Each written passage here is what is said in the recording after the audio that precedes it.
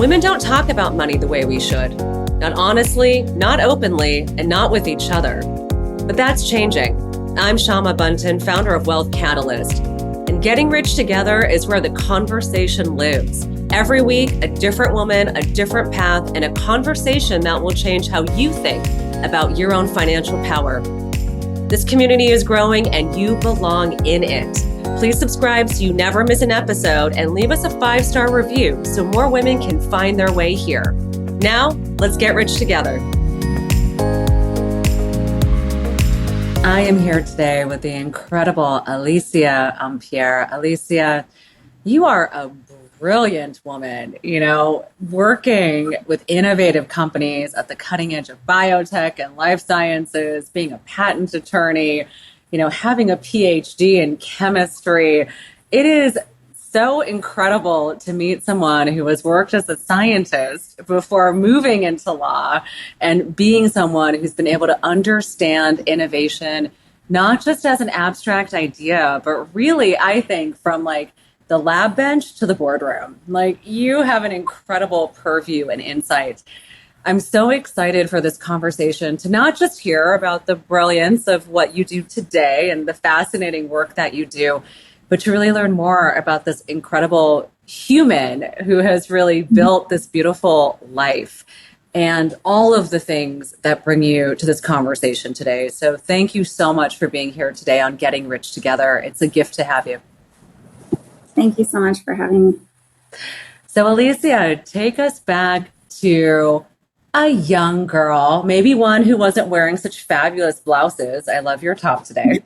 But maybe a little girl who was somewhere between the ages of 10 and 12 years old. Tell me, Alicia, where were you in this beautiful world of ours? What was the life like around you? And what was money like? Yeah, so I'll tell you where I was location-wise. So I'm in San Diego now, and I've been in Southern California my entire life. So I was in a smaller city in San Bernardino County called Fontana, and I lived there until I was about in high school. And I pretty much I didn't think much about the future. I didn't think much about money. I think my main goal at that age was to have perfect attendance in school, which I don't even know why it was that big of a deal to me. But that is what I was thinking of. I didn't really do any sports or a lot of extracurricular activities.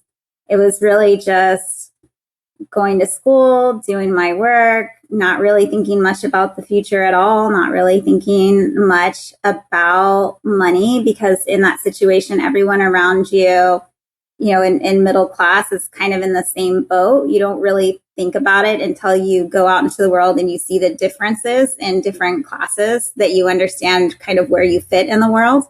So at that time, you just kind of think everybody's the same. So yeah, it was pretty innocent childhood, I would say. I was very naive. I love that. So did you have any favorite subjects? Did you always know you were into science? When you were in high school, for example, did you already know that you wanted to be a scientist? What is it that you knew of yourself at that young age in high school? And how did you sort of think about the context of the world around you? Yeah, that's a great question. I've always really loved math because there's one right answer, and I found that very satisfying, that I would always be able to know what I can get to. And you can solve it in a certain amount of time versus writing. I always struggled with writing. I never enjoyed it. It's always my least favorite thing to do because there's so many different ways of doing it. But math is so concrete. It's very satisfying. And so even as a young kid, when I was bored sometimes in the summer, I would make my own math problems, which looking back is not it's a little strange, but it's something that I really enjoy. Kids that made their own math problems, they're like, hey, here, let me come up with the worksheet for my friends to work off of so that we can all advance. It's so smart. You're so smart. Yeah. Yeah. So Yeah, I really liked math. And then when I was in high school, I thought, well, I don't know what I'm going to do with math. I saw, physics or things where people use a lot of math. That just seems so intangible to me. And I didn't understand like what sort of a career, what could I do with that? But math was the thing for me. Science was okay. I didn't like biology because I also don't like memorizing things. So I guess I was a little particular when I was younger. I liked things to be nice and easy. So I thought, I would do chemistry because biology, to me, I thought, well, biologists they just have to memorize all the different parts of the body and names of everything. And well, that seems like a lot of work. So I thought, maybe chemistry would be good because it had a lot of math to it and a lot of formulas that I could, you kind of understand one formula and then you can apply it over and over again. So I thought, maybe I'll go into chemistry. And that's what I ended up doing for my undergrad degree. Wow. And so when it came time to think about for like university and making that jump, were you thinking about, okay, I'm going to have to get a part-time job in university or I'm going to apply for scholarships or, did you have to think about sort of the complexities of university other than, let's say, being an outstanding student? Yeah, so I was very fortunate in that I went to a state school. So I went to Cal Poly Pomona. When I started, it was excellent. What an excellent state school, Alicia. That's incredible. So I was very lucky that I lived at home and so don't have to worry about that. And when I started, the tuition was $600 a quarter. So it was much different cost wise. And so, state schools I think are fantastic. I did work. I've always been a huge believer in hard work. That was instilled in me from a very young age that if I wanted to do anything, I would have to work really hard. And so I was never afraid of that. So I always had a job in college. I was a math and science tutor. That was very satisfying. So I would tutor mainly students that came into the university that came from high schools that didn't prepare them well for undergraduate, or they were in remedial type classes, or they just generally needed some help. And so there was a program at the university. Wow. And so I worked there the entire time and it was really satisfying. I've always loved teaching. I tutored when I was in high school. So to me, yeah, always worked. Yeah, I think it's very important.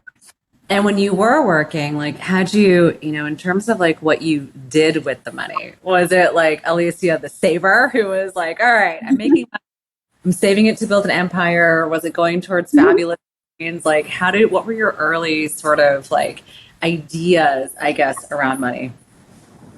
So I would still say I was very naive in college as well. I don't know why I didn't think much about the future. Even with the chemistry degree, I thought I don't know what I'm going to do with this. And I think maybe that's why I ended up in school for so long.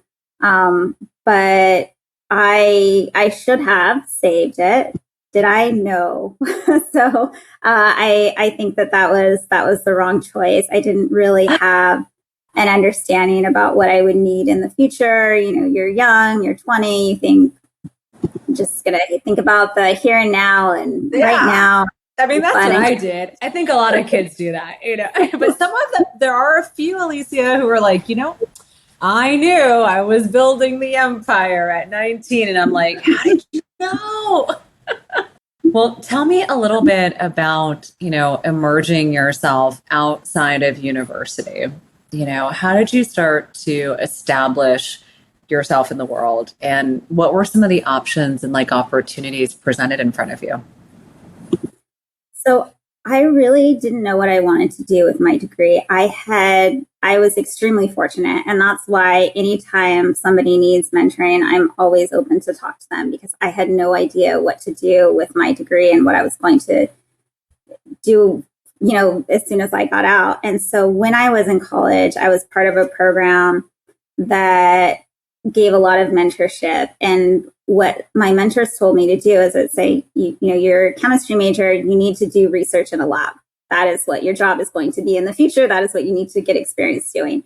And so they had me apply to different programs. And so I went to do research over the summer. So the first one I did was at the University of Colorado in Boulder, and that was a fantastic opportunity. I went and spent my summer there, and they paid you. I think it was maybe a stipend of like $1,000 or something, but that was all I needed to do to live there for the summer and do the research. So I did that one summer. The next summer, I was even more fortunate. I got into a program that allowed me to do research at York University in England. And so that was fantastic. Cool. So I did that. Oh my God, how fun. And also like what interesting, like you probably learned, not just obviously about whatever you were learning in these places, but then also just like the socialization, right? Like how people think about things and what's important to them. That's so fascinating. So that was where I pretty much realized, okay, this is what scientific research is like. And then everyone basically told me, you need to keep going. You need to get your PhD. And I thought, wow, I don't even know what a PhD is. I don't even think I heard about it until I was in college. That was the level of naivety I had, and kind of understanding the circle of folks that I was around when I was younger. I didn't know any scientists. I didn't know anybody with a PhD. I didn't even know what it was. You have these abstract ideas of what professions are, like doctor. That is something very tangible. A PhD, I had no idea what it was. And so I thought, well, I don't know if I really need that. And so at the end of college, I was working at a wastewater treatment facility, which tests chemicals coming out of wastewater to make sure that they comply with government regulations. And I thought, okay, if this is the best I can do with a bachelor's in chemistry, I think I do need to continue on in school. So cool. So when you were thinking about PhDs and like where you thought the PhD was like going, like, was there an understanding of like, I get this PhD and then I do this with it, or was it like, this is amazing and I want to further the way that I'm thinking, and so this feels right? It was more of, this is what I'm going to need to do to have a proper job that I don't hate. So I thought it seemed like I have to do it. And I was really lucky because it extends out. I mean, it's 6 years, and they do pay you to do the research. And so you have, lived in student housing. It was a very small amount, like I think $24,000 a year for 6 years. But as someone in your mid-20s, that's fine. So I was living by myself, and it was fantastic. I thought, maybe I'll be a professor, I'll be a teacher, because I really like teaching. I tutored, I mentored when I was in graduate school, and I thought, I can do that. So yeah, that's originally what I thought I would do. I would be maybe some sort of university professor.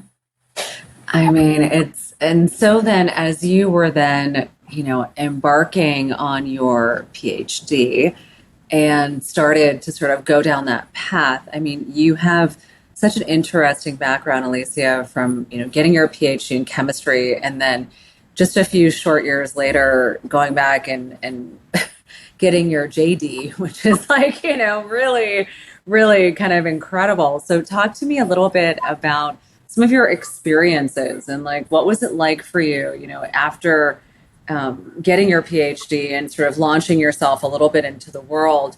How did you start to navigate, and what were some of the early decisions that you were making as you were figuring out, who am I in this world? And, how am I sort of setting myself up to succeed?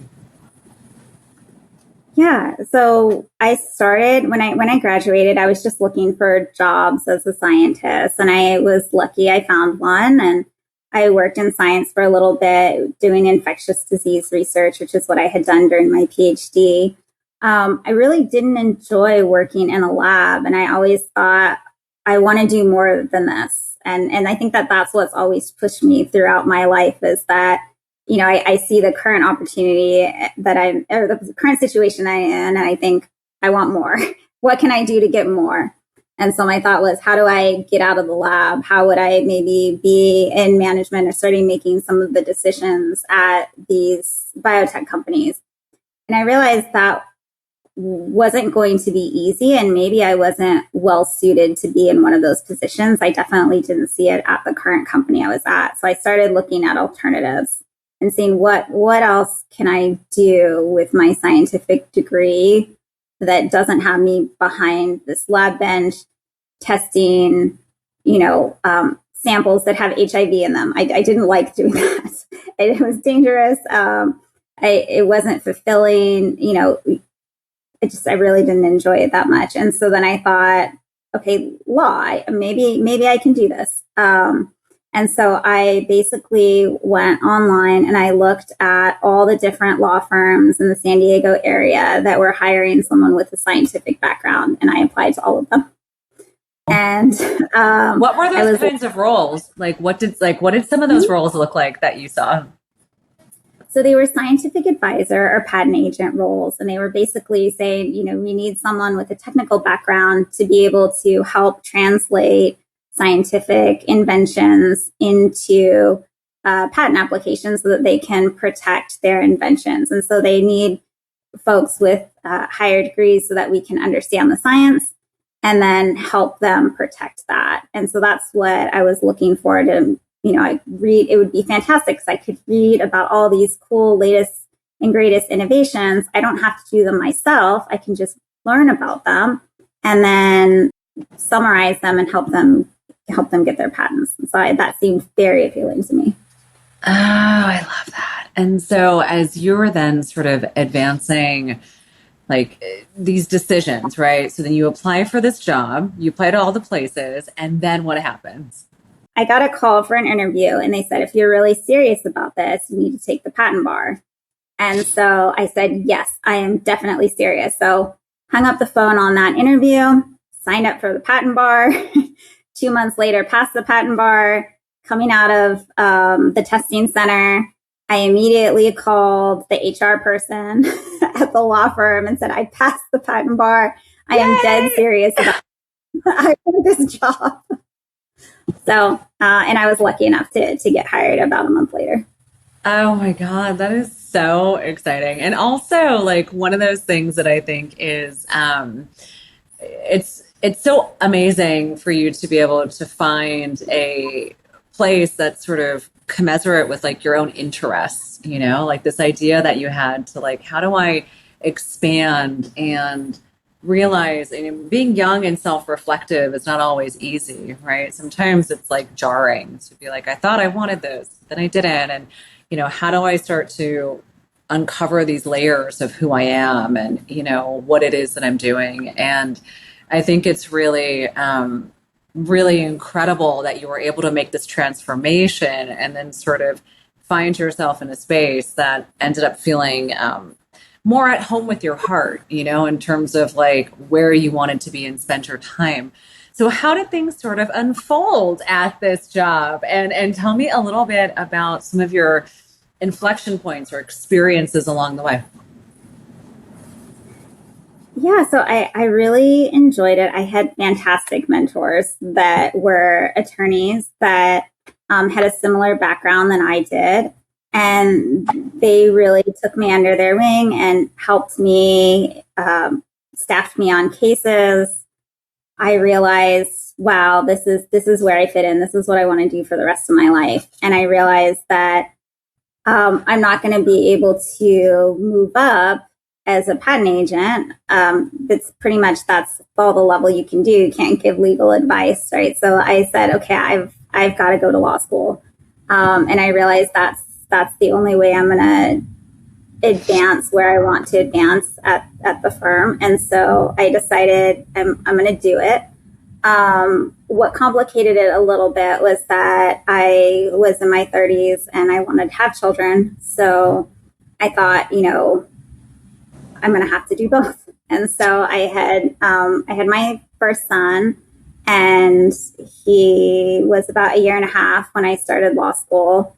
And it was difficult, but it was something that I knew I needed to do to move forward. And I have an extremely supportive husband, extremely supportive coworkers, and they supported me throughout the entire time that I was able to have both my first son right before, and then I had my second son in the middle of law school.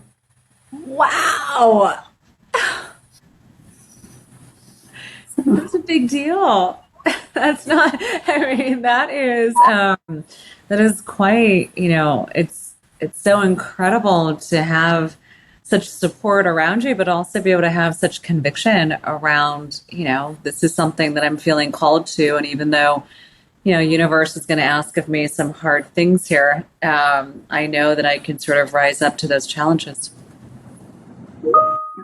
And I was very, very fortunate. And one of the things that allowed me to do it was that I had seen other women in the office that had done something similar, that had young children when they were in law school. And that was so comforting to know that, people have done it before. I was warned this is going to be very difficult. It was very difficult, but the fact that I had the support means everything to me, really. And I wouldn't have been able to do it without all the assistance from everyone. It's so incredible. And so talk to me a little bit, obviously post getting your JD and starting to enter into the work that, truly allows you to be at this intersection of things that are fascinating and important and interesting and, being able to build this career. Along the way, you're also building family, right? And you're building a foundation with your husband.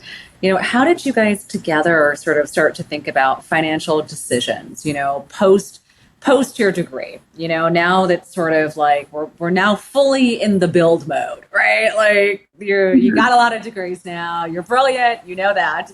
But how are you guys, how did you guys start to have those conversations, and how have those conversations sort of changed, over time?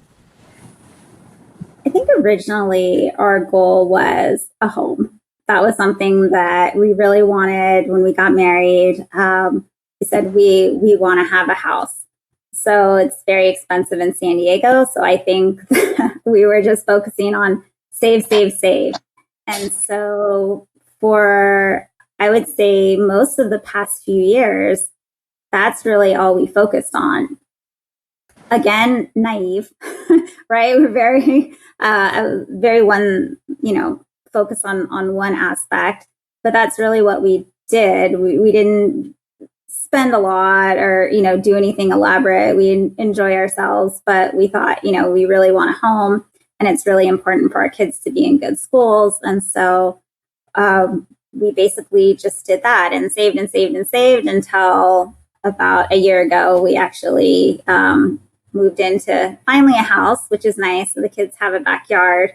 And so really, that's all I focused on for 10 years. I was trying to save for a big down payment. But we got the home, so very happy about that. Being aligned, I think, in partnership on what your values and goals are not a thing to be overlooked. It's one thing when, when you build together, it's so much stronger and faster, and, things can really come together, I think, in a more robust way than when two people are building in different directions, or when things are sort of in stages of real independence where it's hard to come together on sort of what the visions are. As you guys are sort of looking at, and you're sort of looking at this, ecosystem of creating stability, I imagine also, for the way I think of it is, all the women that I talk to on the show, we all have treated our children and are creating environments that are really different than the ones that we were growing up in, whether that's from a financial context, emotional, I call it emotional intelligence sort of context, how we think about the food we eat and lifestyle, the upbringings that we had seem to be rather well intended, but also very different than some of the ways in which we're now sort of operating with our children. What are some of the distinct differences or things that you think are sort of different between your upbringing and the way that you're choosing to usher and raise your children? And, I know your kids are young, but, what are some of the ways in which those conversations or experiences sort of meet them where they're at right now? Yeah, that's a great question. So I would say I think I knew too little as a child, and I think I wish that I knew a lot more. So we didn't really discuss money a lot. All I knew really from my parents was that I had to work really, really hard, and that life can be really, really difficult. But in terms of saving, that it was very clearly reflected in my college years. That wasn't something I really thought about. Lifelong goals, retirement accounts, things like that. Never really thought about that. But one thing that we do try and teach our kids is that, and it's not so much about money, but it's more about hard work, is that you have to work hard and you have to save. And that is really important because although I put a lot of emphasis on saving for the house, you also need to really like just have savings, right? Like obviously that is important, because you never know when something bad could happen. And so I think what we always try and teach our kids is the value of that. What is worth spending your money on versus what not getting into the immediate gratification of buying a skin on a video game that's just gonna you're gonna play with it once, things like that. Trying to think about long term goals for themselves, like long term, like what do they want to save for, things like that. I think is really important. So I and I love that. hope I think that's so exciting. Obviously there are so many different ways in which kids are they're less connected to money, right? In the ways other than the ways we were, right? I remember getting like a paper check and I remember having to like go and cash it. And, there was this real physical understanding of money. And now it's so interesting because children just know like, oh, and then this costs money or oh, this isn't that expensive. And we're like, but when we were younger, that was so expensive. Like, it's like such a interesting way in which there's a bit of desensitization, I think, to what things cost, especially if children are not growing up with a tremendous amount of financial struggle. It's like that contexting piece, I think, is probably every parent's dilemma. How do we show the importance of working and being self-directed and that money comes commensurate to sort of your self-direction. As you're sort of looking towards your future, and the areas that you are looking to cultivate and develop in your life, what are some of the things that really are speaking to you right now, Alicia? What are you calling in right now? my future financial goals. Financial goals, personal goals, like what is it that you are knowing of yourself today that you are wanting to create and celebrate tomorrow? I think in terms of, I'll start with personal, because that's something that I thought about a lot more.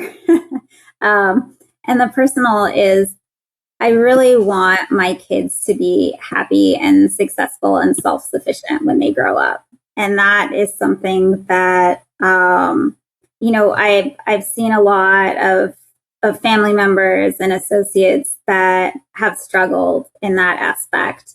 And I really, and that scares me a lot because you can see how it can go one way or another. And so what I really hope for is that I instill in my kids the value of working hard, not overstressing them, not putting them, in all of these crazy classes or anything, but they're just that they have to work hard, enjoy what they're doing, be self-sufficient, think about things in the future, not just, immediate satisfaction. And that's my main goal, personally, is to have happy, healthy, well-adjusted adults one day, adult children, who aren't spoiled. That's a big that's a big thing for me. I don't want them to feel entitled to anything. I think to be humble, to be appreciative of everything that they have, and to be willing to give back. So that's what I would like, personally. Financially, I want to be able to comfortably retire. I think that's my next big goal.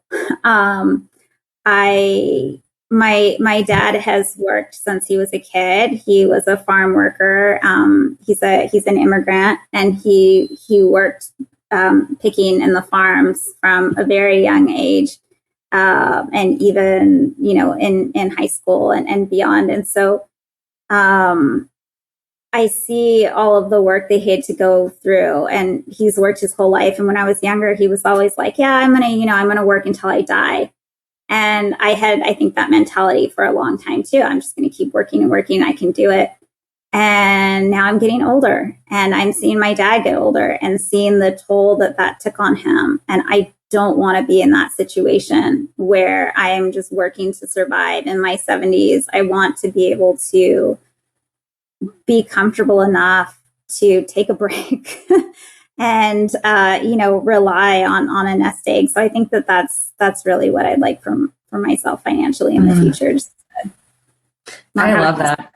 And like, as you're thinking about what, some of the things I've been thinking about, it's like, what's it going to take, like, what are the moving targets, or the there, I do feel like we are living so much longer than ever. And, there's so many advancements in our healthcare and science. And, I used to be of the mindset that, you play it safe and you put your money in the stock market, and then it'll double every 7 years. And, there's sort of these ways in which we think about it. And then there's also sort of, aspirational ways of using capital, or other ways to invest your money to create, impact and returns. And for me, it became really clear that, in order to see returns that I wanted in my life, I was going to have to really diversify what I looked at, and so it sounds like right now you've got like the dream home, which is amazing and sort of a wonderful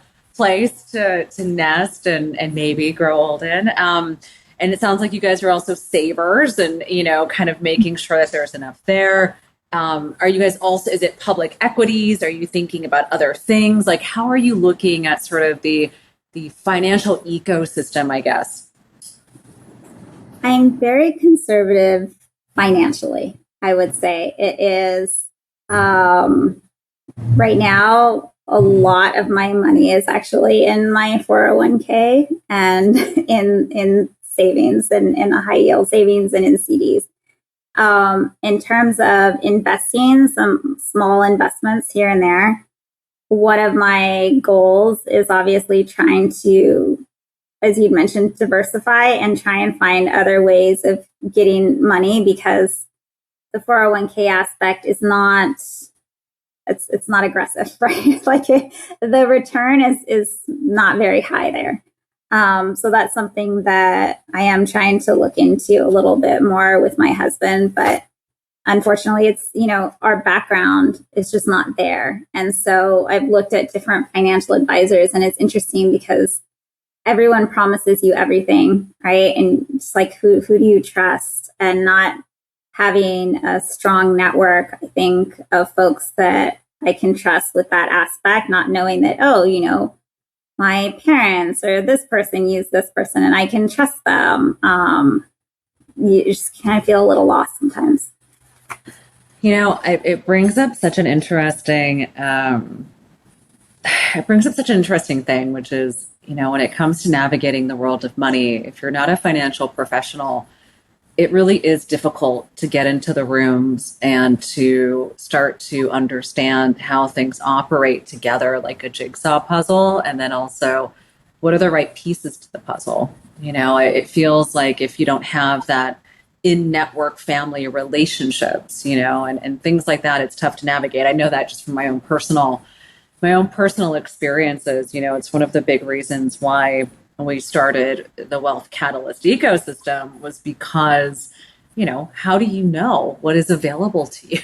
How do you know who you can trust? How do you know how to context things. If you don't know how to context something, it's very hard to make a decision. And so many service providers are trying to transact on you that it's really hard to know, like, is this real? Is it not real? How do I sort of like, who's vouching for who? Like, how am I sort of, getting the right information?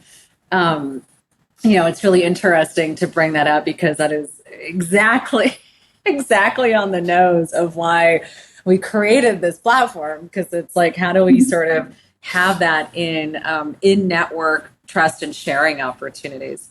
As you're sort of thinking about, the coming years in your life and the areas of growth and certainly the areas of fun, I know you're very conservative, but I also know that you like to enjoy nice things, Alicia, and I know that you like to have fun. I'm really curious, what are some of the ways in which you have really been able to enjoy yourself, and obviously savings provides security, but I want to know what's providing some fun and what have been some of your most fun ways to spend your capital or ways that you will be spending your capital. That's a great question. I would say the way I enjoy myself, Orange Theory. I'll give a plug to Orange Theory. It's not that expensive, but I love it. I love working out. My husband says I have a Napoleon complex because I am short, like small statured. I have a young sounding voice and look, and so said, well, I'll go and get really strong, and then I'll like feel like I have a bigger presence than I do. So for me, Orange Theory is fantastic, but that's not where I spend a lot of money. I would say it's actually on my kids in the sense of like their sports and their extracurriculars and their birthday parties. Nothing extravagant because I don't want I don't want them to be entitled, but I do, I want them to do their sports, have fun. I like to make fancy cakes for their birthday parties, and then trips. So I had mentioned before the call going to Japan. So things like that where I can spend time with them because my son gave me this fantastic Mother's Day poem this past year, and one of the comments on it was about how much I worked, and it was meant in a positive light, but I didn't, I took it seriously, right? Because I do work a lot, and they do see me working. I work at home. I'll be in the office late. I'll work on weekends, and they see that, and so when I have the time off, I want to spend it with them and I want to create memories with them and I want to have a lot of fun. And so what I really enjoy is going to their sporting events on the weekends or taking them on a trip like twice a year where I can just leave my computer in the hotel room and focus on them. And so that's really what I want to do until they're too old to not want to hang out with me anymore. Oh, I love that. I think that's so awesome. One of my favorite questions to ask our guests is really around what the audience can do for them. And so I would love for you to share, Alicia, like what are some things and ways in which those who are listening to this show can show up for you?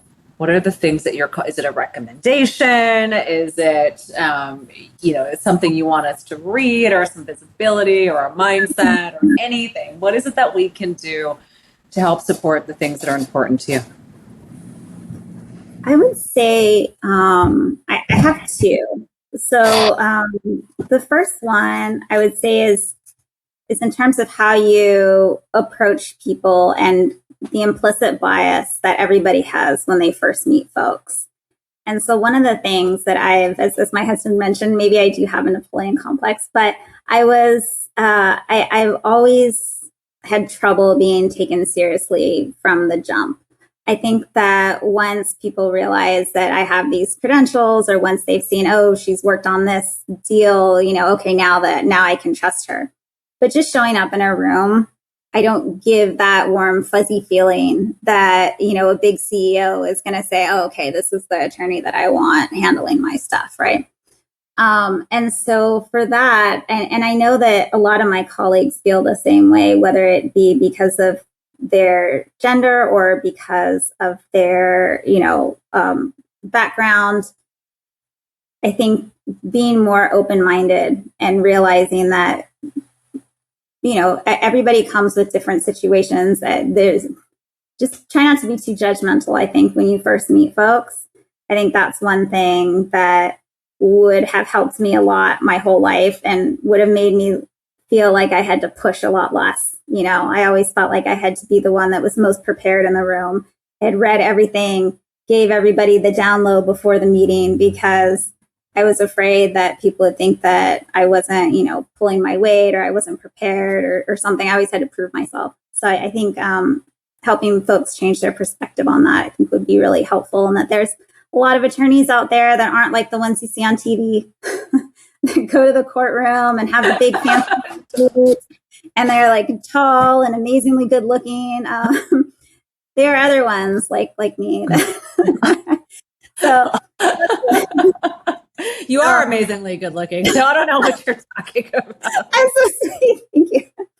So I guess that's one. And then the other one is to really, if you're in a good place in your life, to be a mentor to other folks, because I feel very lucky with the opportunities that I've had. And like I mentioned, I was super naive. I would not have gotten anywhere without people telling me, hey, like this is a possibility for you. You can go to grad school. You can go apply to work in these other countries and do these amazing programs. And hey, you can be an attorney like that. Unless I had folks that kind of showed me that path, I might still be working in, testing wastewater in Ontario, California. So I think if you have the opportunity to mentor other people and to help elevate them to the best of your ability, that's something I'd like people to do more of. Amazing. Alicia, you are a gift. Thank you for being so earnest and honest and unpacking your life and how you're thinking about things and, this beautiful context and narrative of, what does it mean to have enough, and what does it mean to sort of feel a sense of safety and security and, live in this life in a way that feels very much around a sense of self-responsibility. And I think that it's a really beautiful narrative. I'm grateful to have you here today on Getting Rich Together. Thank you so much for sharing your spirit and your life with us. Thank you so much for having me. What you do for women is fantastic. So I really appreciate it. Thank you for listening. This is the conversation we come back to every single week. Real women, real wealth, and what becomes possible when we stop being silent about money. If today's episode moved you, don't let it stop here. Wealth Catalyst is where women go to take it further. Our Freedom Tour salons are gathering women in 32 cities this year. Intimate evenings in homes and private spaces where women talk honestly about money, risk, and what they're building. And if you're ready to go even bigger, join us at the Wealth Catalyst Summit, a full-day event in San Francisco this October. Find your city and claim your seat at wealthcatalyst.com. We'll see you there.